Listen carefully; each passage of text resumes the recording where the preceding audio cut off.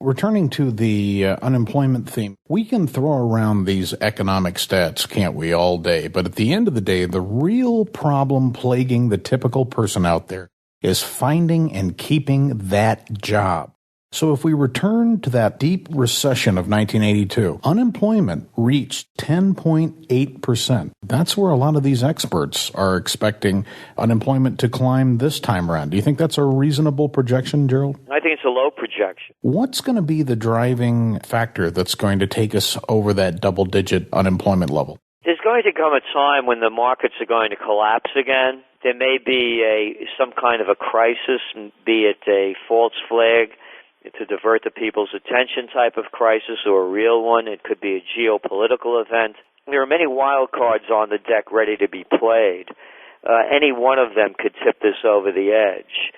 Right now it's just a confidence game. They're building confidence in the market. And, of course, con men, that's how the term comes from. So it's all about confidence. Once that confidence is lost, the markets unravel. And the reality is that we have a 72% of our GDP is consumer-based. And without people working, they're not buying. And you're going to see less people working. With less people working, it just is a vicious cycle. The commercial real estate collapse is also underway, again being propped up temporarily by the government through that TALF, T-A-L-F program that's awarding commercial real estate developers.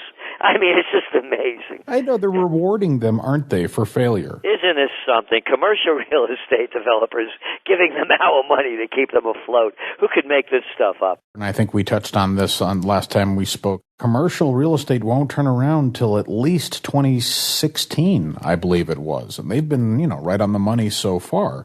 So that can't be a good sign because don't you have to get past that commercial downturn before you have a sustainable economic return? Well, the mainline press never talks about anything of interest other than buy more, whatever it might be, jeans, stocks, you name it. All they look at is perpetual growth. And then we have to also look past commercial real estate, which is going to, when that collapses, it's going to be dwarf the subprime problem. We have to look at all these leverage buyouts, all these mergers and acquisitions. This is what they never talk about, that have been made with virtually no money down, based upon future earnings and other schemes and deals. When those start to unravel and they're unable to pay their huge debt back, it's not like, a bunch of guys got together and put up $20 billion and bought, Hilton hotel chain. They did it on leverage. And the leverage only works as long as there's growth. And now there's no growth, the leverage works the other way. So it can be any one of these things that brings down the system. We're going to see major collapses happen, and a series of them will be enough to waken the people up that, in fact, the Greatest Depression began in March of 2009 when the markets unraveled, and they merely covered it up and called it a recovery. Leverage. That's a smokescreen for the reality, which is debt. People talk about how, debt's the problem, debt's the problem. You want to know what the real problem? It's the lack of debt. The patient is already fully addicted to debt. You take away his fix, and you've got economic calamity. That's what we saw unfold in that 2007-2008 housing crash. There's another junkie out there. It's interesting you said that. It's called the money junkie. And the money junkie, these people on Wall Street that can't take their losses and keep inventing new games to keep getting more money. And they have no bounds, no boundaries, no loyalties. They'll do a Bernie Madoff. And that's what they're doing. The Federal Reserve is giving the money junkies, of which they're one themselves, all of the financial heroin that they need to keep alive. And in doing so, as the junkie destroys the family, they're destroying the family of the United States. Exactly. And, the Fed is really, in this scenario, aren't they more the pusher? The Treasury is the junkie and the rest of us, right? And that's right. All right, well, let's move back to this unemployment. And, the Commerce Department says that more than 80% of people looking for jobs, well, they're going to find one, Gerald, in the next 26 weeks. That's just the magic number that they've come up with. But that's assuming that conditions this time around are similar to recent recessions. What happens if conditions now are worse than they were then and folks don't find a job in 6 months? Well, they're not going to find a job. Exactly. And what about all these kids getting out of college with this mountain of debt that they've taken on to get a diploma that's as worthless as a piece of toilet paper? They're not going to be able to do anything with this thing.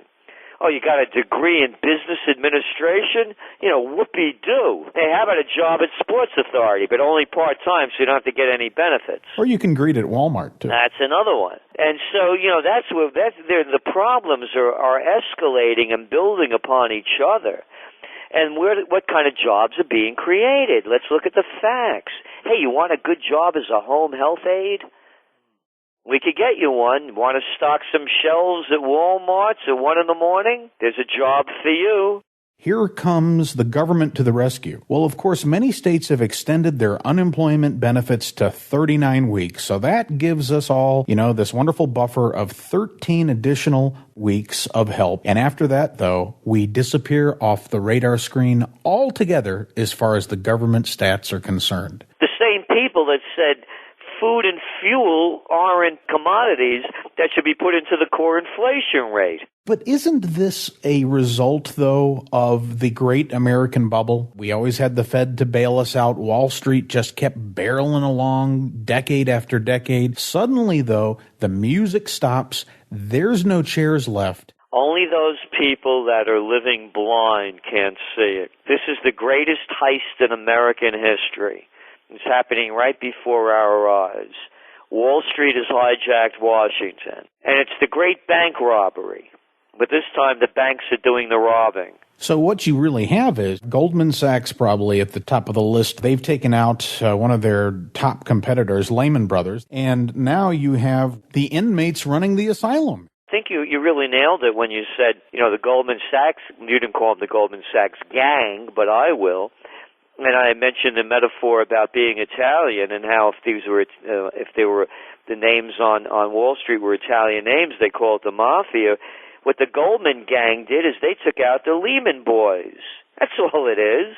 It's the Gambinos and the Bananas. There's no difference. Incredible. Or the Hatfields and the McCoys, right? That was even more mild than this one because we're all affected by it.